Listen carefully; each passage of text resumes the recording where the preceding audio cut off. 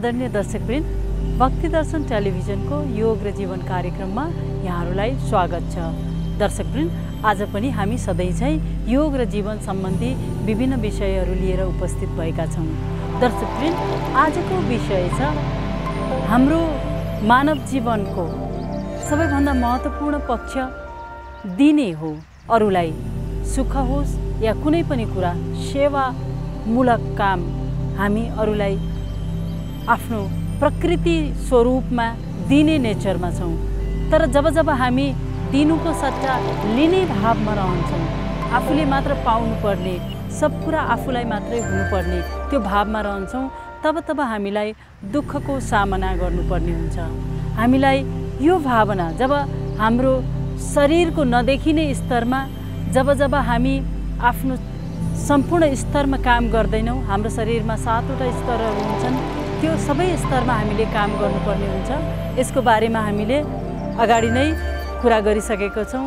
शरीर, श्वास, मन, चित्त, बुद्धि, अहङ्कार अनि माथिल्लो भागमा आत्माको स्वरूप छ। जब हामी हाम्रो मनलाई आत्मातर्फ लैजान्छौँ, आफूभित्रतर्फको जर्नीमा लैजान्छौँ, तब हामी हाम्रो प्राकृतिक स्वरूपमा आउँछौँ। हामी जब बाहिरी संसारमा हुन्छौँ, तब हामीमा बढी ईर्ष्या भावको, लोभीपनको आफै विकास हुँदै जान्छ। त्यसकारणले हामी केही हदमा व्यवहारिक जीवनमा बस्दै पनि केही हदमा हामी सेवामूलक काम अथवा अरूप्रति दयाशील बनौँ, योग ध्यान प्राणायाम गरौँ। त्यसले गर्दा हामीलाई हाम्रो मनलाई खुल्ला बनाउन मद्दत गर्छ, हामीलाई शान्तिमा राख्न मद्दत गर्छ। योग ध्यान प्राणायामले हामी आफ्नो प्राकृतिक स्वरूपमा फिर्ता हुनलाई मद्दत गर्दछ, सुखी बन्नलाई मद्दत गर्छ र अरूको लागि प्रेरणादायी बन्नलाई मद्दत गर्दछ। हामी अरूसँग आफूलाई तुलना गरेर दुखी बन्ने भन्दा आफू नै अरूको प्रेरणा बन्ने अभ्यास गरौँ। आउनुहोस् योग ध्यान र प्राणायाम आजको सुरु गरौँ।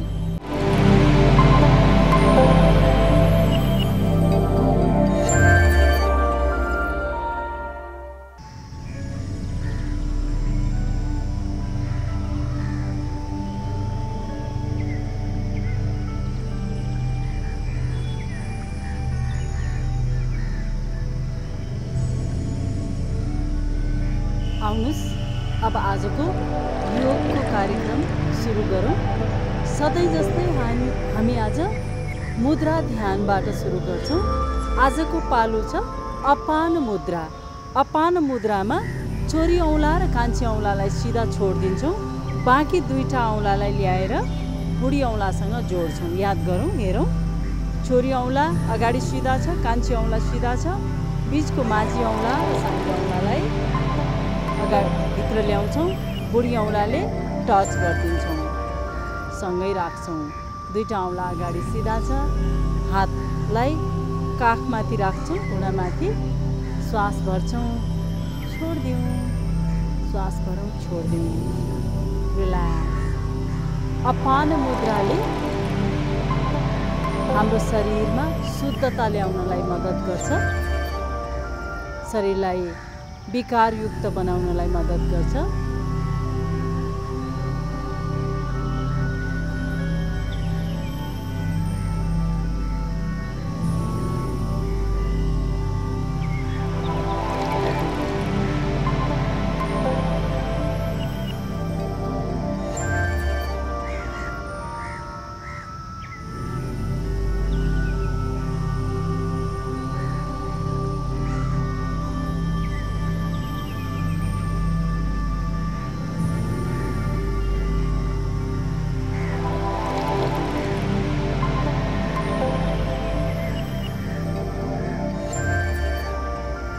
लामो श्वास लिउँ, बिस्तारै छोडिदिउँ।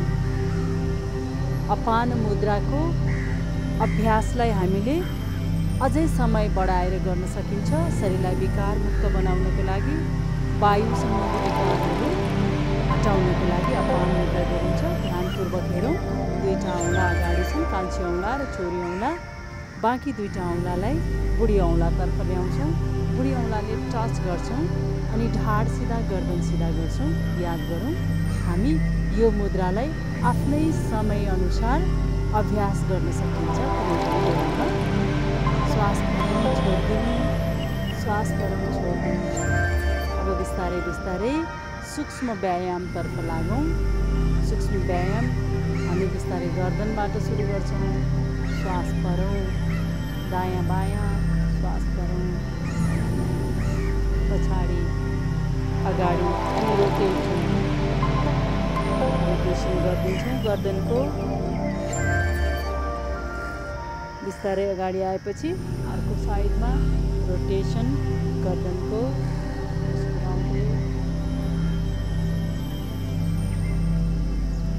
सेकेन्ड राउन्ड पछाडि बिस्तारै बिस्तारै फरवार्ड अगाडितर्फ।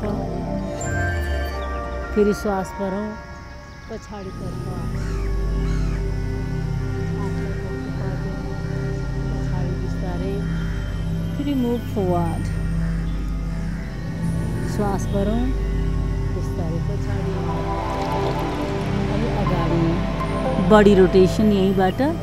श्वास भरौँ, बिस्तारै बिस्तारै फेरि पछाडि। श्वास भरौँ,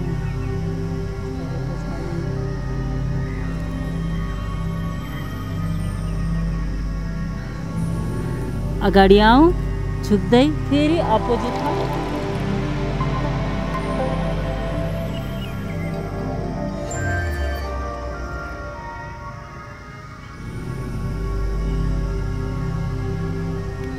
श्वास भरौँ, बिस्तारै बिस्तारै बिचमा सामान्य श्वास लिउँ, बिस्तारै बिचमा।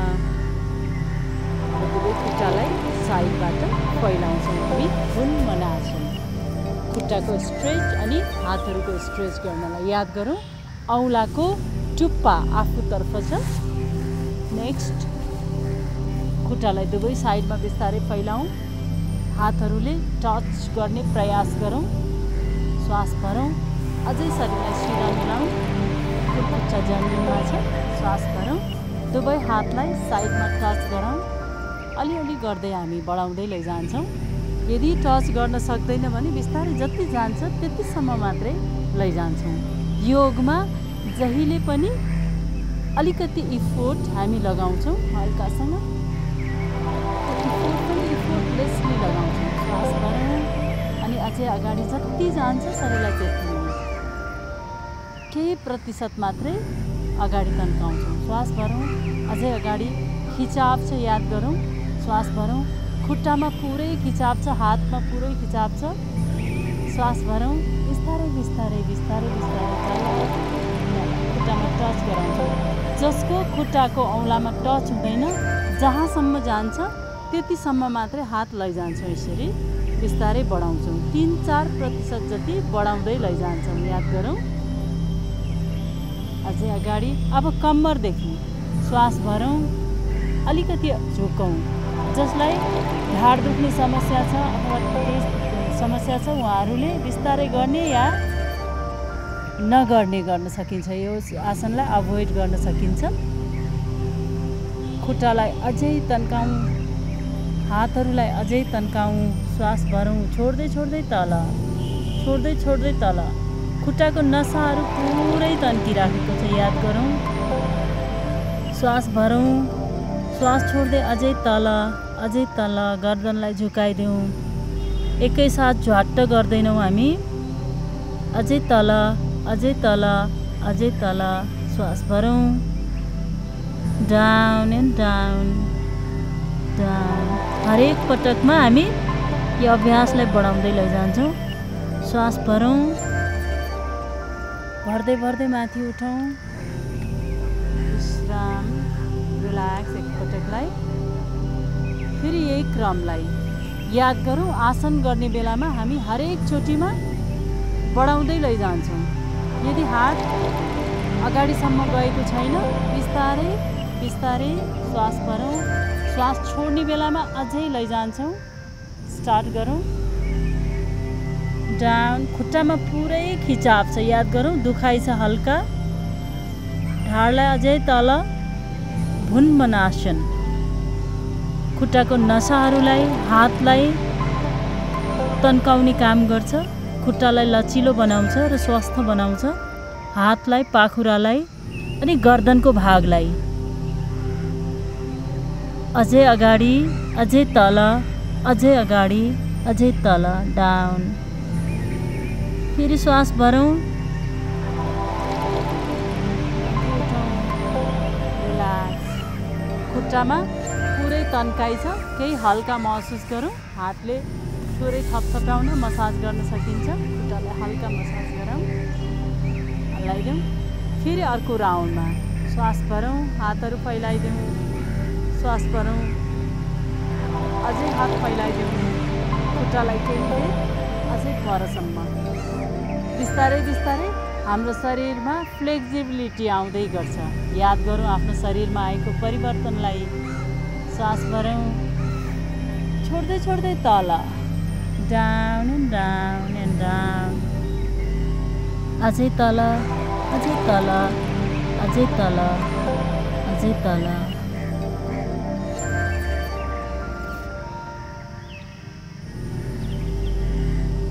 श्वास भरौँ, बिस्तारै माथि उठाउँ। रिल्याक्स। खुट्टामा आएको दुखाइलाई, खिचावलाई याद गरौँ। काँधमा आएको खिचावलाई याद गरौँ अनि विश्राम। श्वास भरौँ, बिस्तारै बिस्तारै छोडिदिउँ। अब एक राउन्ड फेरि हातहरूलाई सिधै राखौँ, पुरा तन्किराखेको छ। श्वास भरौँ, श्वास छोड्दै छोड्दै छोड्दै छोड्दै down and down and down. अझै तल।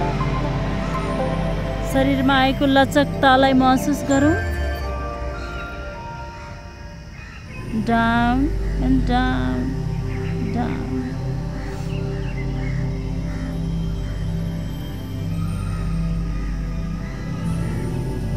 श्वास भरौँ।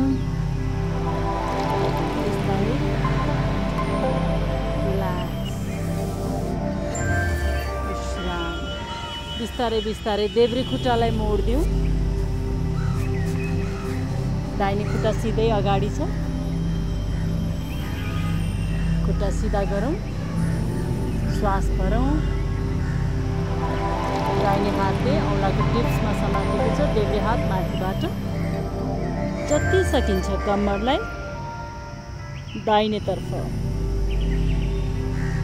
श्वास भरौँ, छोड्दै छोड्दै।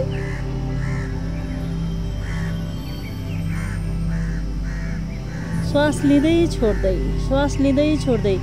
कम्मरमा आएको खिचावलाई महसुस गरौँ। पुरै तन्काइ छ, पुरा खिचाव छ। श्वास भरौँ, छोडिदिउँ। श्वास भरौँ, छोडिदिउँ। पुरै खिचाव छ कम्मरमा, देब्रे साइडमा, याद गरौँ। श्वास भरौँ, भर्दै भर्दै माथि। श्वास छोडौँ, छोड्दै छोड्दै रिल्याक्स, रिल्याक्स, विश्राम। लामो श्वासभित्र बिस्तारै छोडिदिउँ, रिल्याक्स। देब्रे खुट्टालाई सिधा राखिदिउँ। दाहिने खुट्टा पलेटी मोडमा।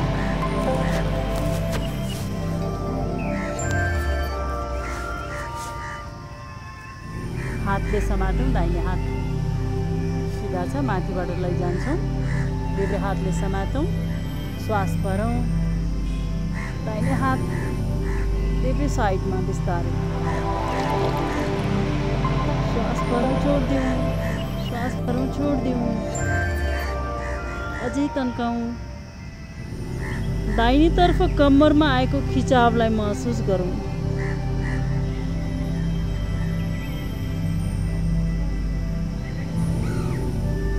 श्वास भरौँ। अझै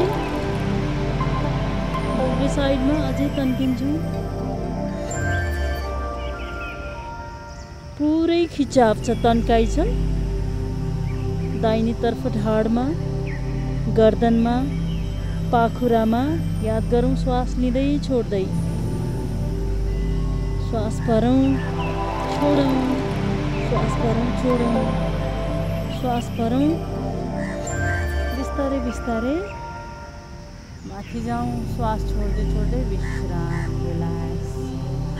पलेटी आसनमा बस्छौँ हामी। हातहरू महामुद्रामा राख्दिउँ। साधारण श्वास भरौँ, बिस्तारै छोड्दिउँ।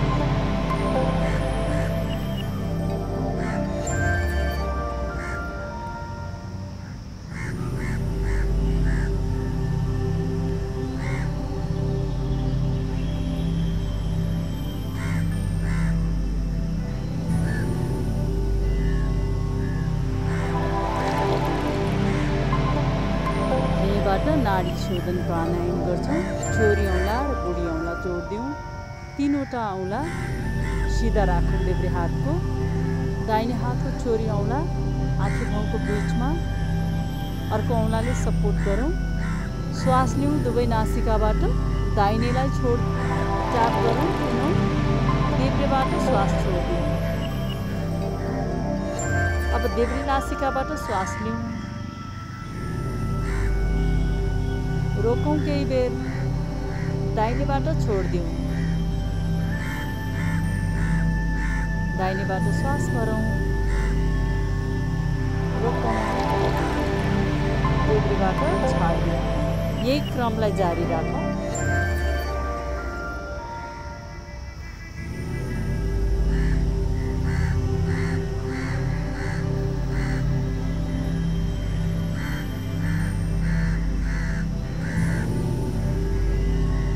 हल्का लामो श्वास लिएर बिस्तारै रोक्दै जाउँ, छाड्दै जाउँ।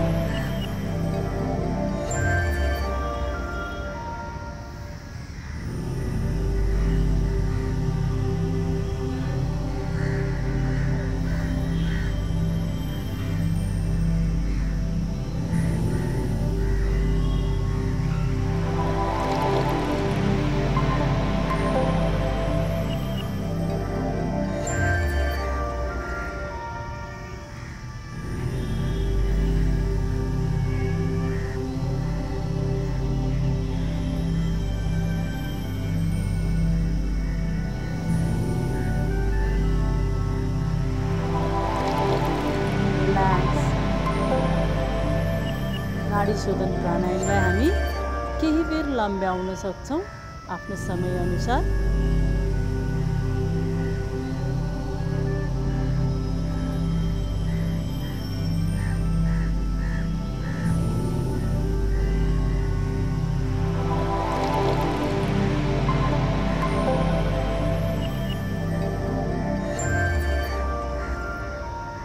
रिल्याक्स।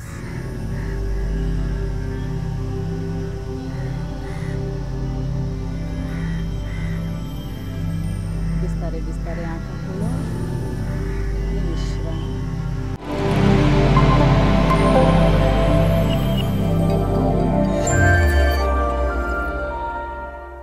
दर्शकवृन्द, अब पालो प्रेरक भनाइको। आजको प्रेरक भनाइमा हामी अघि कुरा गरे जस्तै माग्ने अथवा कोहीसँग बढी आश्रित हुने हो या आफूले कसैलाई केही योगदान गर्न सकिन्छ त्यो सोच्ने हो भन्ने बारेमा हामीले छलफल गरेको थियौँ। महात्मा गौतम बुद्धको यसै विषयसँग सम्बन्धित प्रेरक भनाइ, मन्दिर त्यही मान्छे जान्छ अथवा प्रार्थना स्थल त्यही मान्छे जान्छ जसले प्रकृतिलाई अथवा आफूले मानेको आफ्नो भगवानलाई धन्यवाद दिनलाई जान्छ। जे कुरा प्राप्त भएको छ त्यो गर्न साथ आफ्नो मन खुला हुन्छ र माग्न जाने, धन्यवाद दिनुको सट्टा माग्न जाने मान्छे जहिले पनि दरिद्री भावमा रहन्छ। मन्दिर त्यही मान्छे जान्छ जो धन्यवाद दिन जान्छ अनि माग्न जाने मान्छे जहाँसुकै पनि जान सक्छ मन्दिर नगएर। मन्दिर पनि उसलाई अर्कै ठाउँ हुन सक्छ। दर्शकवृन्द, हामी जब प्राकृतिक स्वरूपमा आउँछौँ हामी अरूबाट लिने भन्दा आफूमा भएको क्षमताले अरूलाई दिने सेवामूलक हुँदै जान्छौँ आफै। त्यसकारण महात्मा गौतम बुद्धले भने जस्तै धन्यभागी हुने यो अभ्यासलाई हामी आफूमा पनि अभ्यासमा ल्याउँछौँ र हामी माग्ने भन्दा दिने प्रवृत्तिमा जान्छौँ, अरूलाई सुख दिने, अरूलाई सेवामूलक काम गर्ने, समाजको लागि केही योगदान गर्ने। जब जब हामी योग ध्यान प्राणायाम साधना गर्छौँ त्यसपछि यो भाव हामी आफूमा आउन थाल्छ। जब हामी जड प्रवृत्तिमा हुन्छौँ त्यो बेलामा हामी जहिले पनि गुनासोमा हुन्छौँ। यो गुनासोबाट मुक्त भएर हामी जहिले पनि खुसी र अरूलाई केही गर्न सकिन्छ भन्ने सहयोगी भावना बढाउने र आफैले आफैलाई खुला महसुस गर्ने, शान्ति महसुस गर्ने एउटै उपाय योग ध्यान र प्राणायाम हो। हस्त दर्शकवृन्द, यही प्रेरक भनाइसँगै आजको योग र जीवन कार्यक्रम यही समाप्त हुन्छ। यहाँहरूको दिन शुभ रहोस्। हस्त नमस्कार।